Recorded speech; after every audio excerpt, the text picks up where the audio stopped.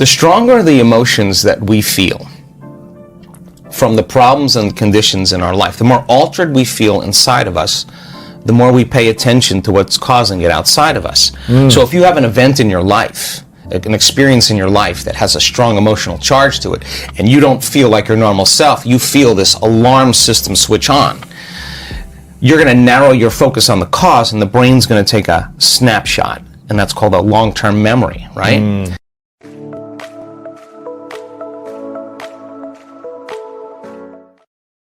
So then what people don't know is that every time they think about that event, they're producing the same chemistry in their brain and body as if the event was occurring. And in that moment. In that moment. So the highly charged event is actually producing the emotion, and the body is so objective that it doesn't know the difference between the real experience that's creating the emotion and the emotion that the person is fabricating by thought alone. The body's believing. It's so objective, it's believing it's in the same environmental experience. So the highly charged emotional events, some people think of their ex, and the thought of that person makes them sick. Makes them feel out of balance. All you need is an image and an emotion, a thought and a feeling, a stimulus and a response, and you're conditioning your body emotionally into the past. So now, the memories, and this is just not in the brain now, it's in the body. Okay, so now, that thought of that person is actually creating a response in the body that's consuming the body's energy for growth and repair, consuming the body's energy to create, because in survival, it's not a time to create. In survival, it's time to run, fight, and hide. So the problem is that it becomes a subconscious program. It's no longer a conscious process. It now is a subconscious process. So now the body has been conditioned into resentment, into unhappiness, into fear, anxiety, whatever it is. And so back to our concept of bringing love into your life. So you say to that person, okay, open your heart. And they're going to say, are you kidding me? I was injured. Yeah. I was hurt. I'm not going to do that. Let me see your cards first, right? And once I see your cards, then I'll open up a little bit. So we protect this, right? So now, in that state of survival, the research shows that the long-term effects of those stress hormones are pushing the genetic buttons that are creating disease. The body can't live in emergency mode for that period of time. So, in a sense, the person is making themselves sick by thought alone. Their thoughts are making them sick, literally. So, the problem is now the body is conditioned into the past, and it's the mind. Now, once the body is the mind? The body becomes the mind emotionally. So now, all of this energy is stored in the body, and now the person now has to leave their unhappiness and step out into the unknown. They have to get out of the familiar feelings that has defined them.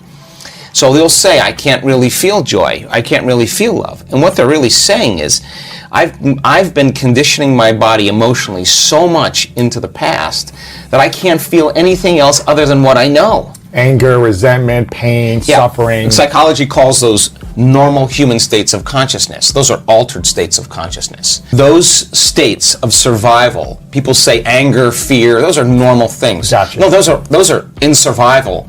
Those are altered states.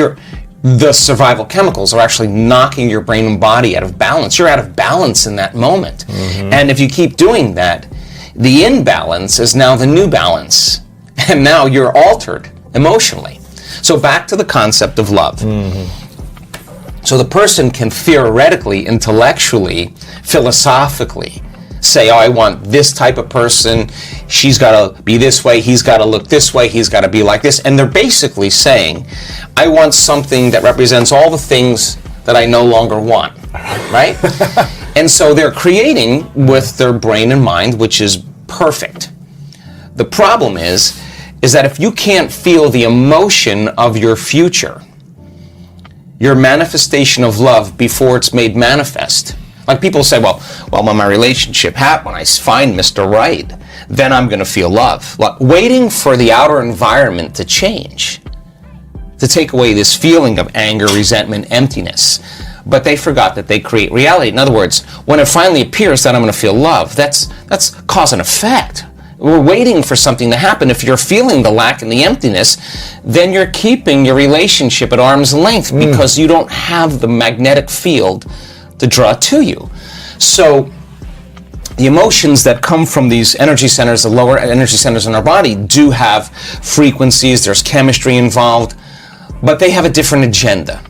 So now we ask the person, can you teach your body emotionally what the future will feel like before it's made manifest? That means you can't wait for your relationship to feel love. You have to reverse that battleship and understand feeling love now is going to be the magnet. And if you can hold the vision of your future, a clear intention, with a coherent brain, organize signals into the field, and you could actually crack this thing open and practice getting so present in the moment that you're not anticipating the next moment or trying to predict the future. And you're no longer romancing the emotions of your past. You can find that sweet spot of the generous present moment. The familiar past is the known emotionally. The predictable future is the habituation of autopilot, being unconscious, and programs. Those are both knowns. There's only one place where the unknown exists. That's the present moment. So if you could work with your body to the point that it trusts you enough to feel so safe that you have conquered it in a certain way that it could actually relax into the present moment, and it's not worried about what's going to happen next or what's going on around you, or that you need to eat, you need to pee, you need to move. You got beyond all your drives and you're ready to create. That moment where you're present, if you could begin to work with your heart and start to breathe and start to practice feeling love. In the beginning, it would feel foolish, or gratitude. Why would I feel love if it hasn't happened? Well, that's because you've been hypnotized into waiting for your world to change to feel the emotion from the experience. Wow. But according to the quantum model, your emotion ahead of the experience, when you combine that clear intention with the elevated emotion, and you feel love, your body's so objective that it's actually believing it's living in that future in the present moment. And your body now is beginning to change. You are beginning to change your biology to reflect what you're about to experience in your future. So the stronger the love you feel, the more altered you feel inside of you, the more you're going to pay attention to that picture in your mind. Stimulus, response, memory, emotion, thought, and feeling. But now you're remembering your future instead of remembering your past. And biologically, it's actually the same. So then the stronger the emotion you feel from some outer experience in your life, the more altered you feel, the more the brain freezes the frame and takes a snapshot. Well, now you're freezing a frame in the outer environment. But if you're truly in the present moment and you know exactly what you want, and you begin to teach your body emotion, start practicing opening that heart. It's amazing what happens. The moment that heart begins to open, we've measured this so many times, Lewis, on a scan, on a real-time brain scan. When the heart moves into this kind of rhythm, when you're feeling frustration, when you're feeling impatient, when you're feeling resentment, you are stepping on the gas pedal and you're stepping on the brake at the same time, and the heart is pumping against a closed system, and it causes an erratic beat. It becomes incoherent. And energy literally leaves the heart. Now, you no longer believe in your future. You can't put your heart into your future. You can't trust the outcome because there's no energy there. It's being used and consumed somewhere else, so energy is leaving the brain as well. But once energy starts to move into the heart, we've seen this so many times, and it starts to beat in this rhythm, like banging a drum or dropping a pebble in water, pebble after pebble. The heart begins to create a wave of energy right to the brain, like taking a big sheet and going like that. And then all of a sudden you see this wave, and the brain gets this rush of energy, and that change in brain wave patterns, that wave is carrying information. And the person starts to get a very clear idea. They see their future very clearly. Now that energy is causing them to move into very coherent alpha brainwave patterns, which is the state of creation. This is when you no longer hear the voice in your head that's talking to you that you listen to and believe is the truth. I'm not good enough. Yeah, whatever I'll that never is. amount to That's anything. called the default mode. It suppresses the default mode network, and the next thing you know, you start seeing in pictures and images. You start dreaming. And that's the imagination. That's the creative state. So now you start naturally imagining the heart is the creative center. We got to put our heart into our future. It better be open and activated. So now when you start falling in love with your future, oxytocin is released in the brain and in the heart. Oxytocin signals nitric oxide. Nitric oxide signals another chemical called endothelial-derived relaxing factor. And just like when your sexual organs get filled with blood because you're aroused, the same thing happens here as it would happen somewhere else.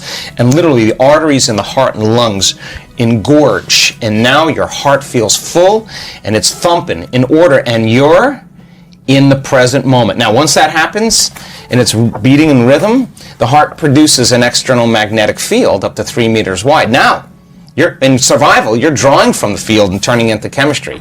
When you get energy in the heart, it's causing a change in the brain, and all of a sudden it's resetting the baseline for trauma, and now here you have a magnetic field. Now the heart is your magnet. It is the center of creation. And now that energy is frequency.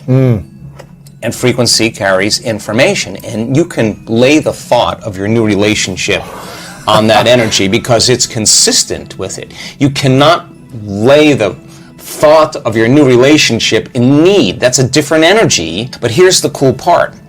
When the heart is activated like that, and you feel so whole, so in love with life, so satisfied in the moment, so exuberant, that it's impossible to want.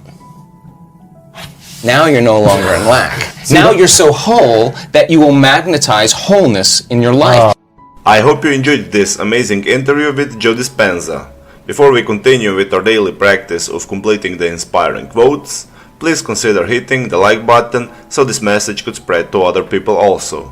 So complete the quote challenge. Today's quote belongs to Dr. Joe Dispenza, and it goes like this. If we can hold on to an idea, we begin to wire and shape. Write your answers in the comments below the video. Even if you're not sure what the correct answer is, try and guess. If you like this video, share it with your friends. Subscribe and click the bell button next to the subscribe button and join Good Vibes community. If you really like what we do here and want to support us, you can join our channel and our community for a symbolic fee and gain many other additional features. You can do that by clicking the join button next to the subscribe button. Or you can click on the link in the description of this video. Stay good and have a great day.